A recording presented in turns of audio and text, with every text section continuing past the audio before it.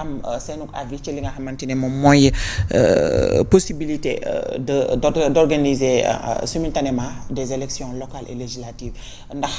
mën na yóbbu xel yi ne dafay bëgg a suspendre Assemblée nationale en attendant muy am ñaari at mu mën koo tas. mais c'est normal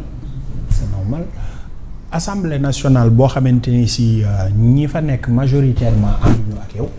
le président. te bi ñuy campagne dañu ne woon dañuy wut majorité pour mën a jàppale président ci li mu bëgg a def mu yomb or c'était une stratégie pour am benn groupe boo xam ne ñoo ko téye seen loxo pour am démarche boo xamante ni si dañ koy faral di utiliser pour exercer ko contre le pouvoir.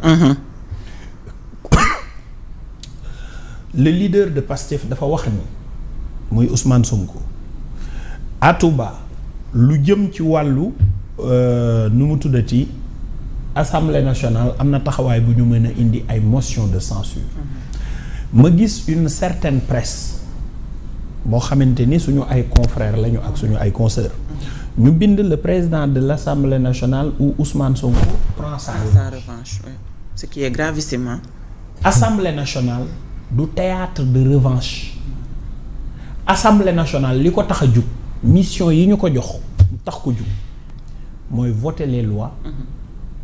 évaluer les politiques publiques,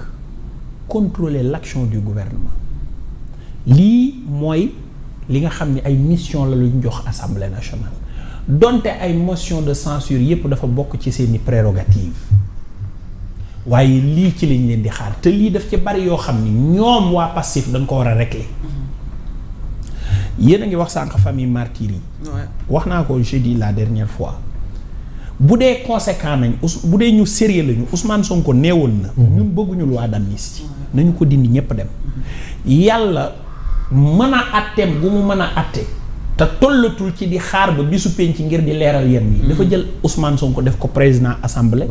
jox ko 130 députés. Macky Sall bi muy jiite bi muy yilif assemblée nationale bi par Amadou Mame Diop 83 députés la am.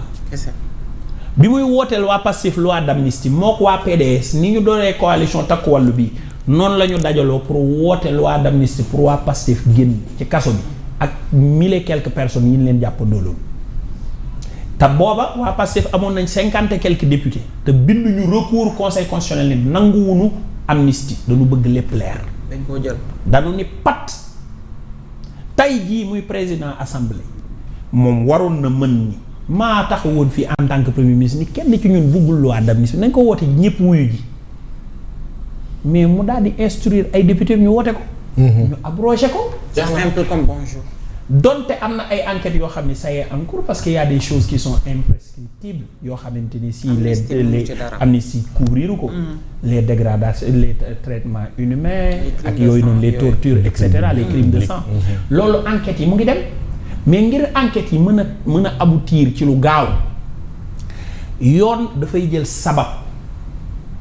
maanaam yoon buy enquête dafay jël sabab li waral lii am. lii naka la amee bi muy am ñan ñoo ko def ci naka la nu ko defee xam nga ni nit dina rey nit te duñ ko tëj kaso ci kanamu enquête ak yoon xam ni kii légitime défense la rey intention bi am koo xam ni dafa def violation de domicile kër gi courant coupé l'autre était apeuré mu taxaw ci ginnaaw bunt bi dóor mu fëq bunt bi rey ci ginnaaw enquête daf koy firndeel. Il y a plusieurs formes gis nga boo demee ci kanamu yoon dañu am assassinat dafa am crime am meurtre am préméditation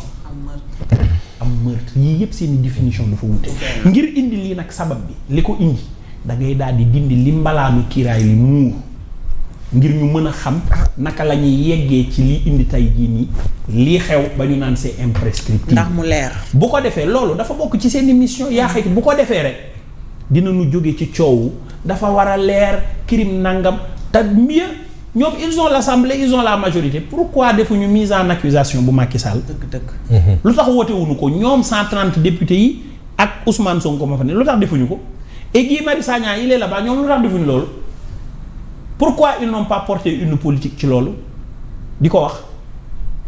loolu beneen la ca la assemblée nationale di def beneen bi seen leader junju na ni mën nañu dem ay motion de censure te lii Abdourahmane Diouf di wax naan la majorité elle est diomayenne il faut la relativiser parce que bi ñuy wut majorité bi dañu ne woon dañ koy wut pour faciliter Diomaye gestion pour bañ ko contrer waa am na mooy li premier ministre bi bind Al Amin Lo mais naka ngay jàppee ni yow da nga war a jàppale sa réew mais sa réew bu nu jógee di def loo xam ne lu baax la day am impact maanaam day am njeexital gu baax ci dundinu nit ñi nga ni xaaral ma bloqué ci ko ci assemblée nationale bi pour yàqal président bi ba ëllëg man bu ma ñëwee pour defar ko fi muy ñëw non c'est une supposition c'est une pensée politique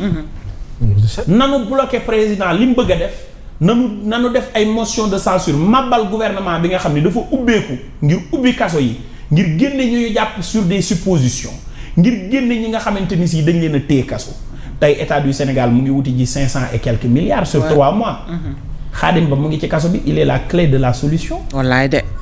en un temps record en moins d'une semaine il règle ce problème pour le Sénégal pourtant mu ngi en détention et de manière illégale arbitraire même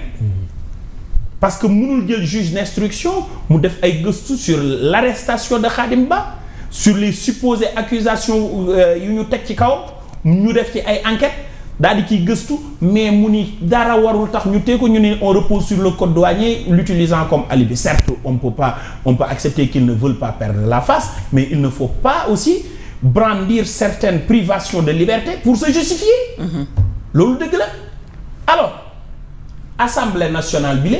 nekk ci yu mel noonu gouvernement bi ni damay ubbi bunt yi pour Sénégal di liggéey ak ñépp pour askan bi am jàmm koom-koom gi nga xam ne dafa ndërmeelu woon ñu yëkkati ko fexe nu Sénégal impulsé pour répondre à la convocation du concert des nations mais une assemblée nationale taxaw avec 130 députés yoo xam ne bi ñu koy wut dañu woon pour jàppale président bi la ni nañuy bloqué yu mel noonu mais cette assemblée nationale on doit se séparer de lui le président dafa war a dissoudre assemblée boobu wuti waat te bu ko wutijee jaay carte taxut a gagné ay élections sëñ bi maa lay wax li jaayal 18 millions de cartes nous sommes 18 millions de Sénégalais non ci dernier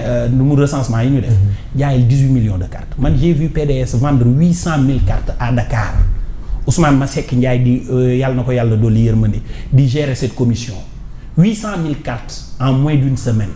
à Dakar la région de Dakar tout simplement placement des cartes 3 millions au niveau national et dans la diaspora bi ñu demee élection 34% la am te c'était Abdoulaye Wade le tout puissant Abdoulaye Wade j'ai vu Macky Sall en 2022 APR placer 1 500 000 cartes bi ñu demee élection seen candidat Amadou Ba 46% la am mais vend 18 millions de cartes ba fëggal sa dënn ni jaay naa ko bañ dem ay élection ñun xam nañ élection législative yi jàll ni mu demee président moo demandé avis conseil constitutionnel ñu tontu ko ñu dëxañu ci denc ko ba préparé wu ba pare doo ko brandir y avait pas de jeu d'alliance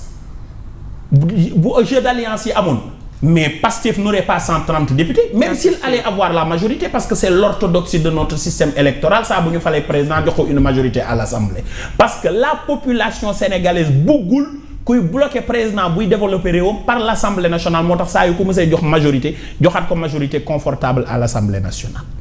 waaye nu mu tuddati suñu doxalinu réew tey jii bi ñu demee ba am ci majorité boobu noonu bëgg ko utiliser à d'autres termes mais le président daf ko war a soppi président bi mu laajee avis ñu jox ko duñ ko nëbb jeu d'alliance yi amul. Imaginez dans le département de Tivaouane par exemple APR se retrouve avec 4500 voix Pastef se retrouve avec 6000 voix nu mu tuddati nouvelle responsabilité se retrouve avec 3000 voix prends 3000 voix plus 4500 voix tu te retrouves avec combien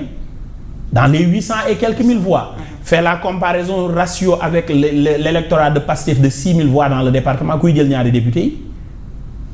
c'est l'opposition mais il n'avait pas le temps de faire les jeux d'alliance parce que dañu ko dissimuler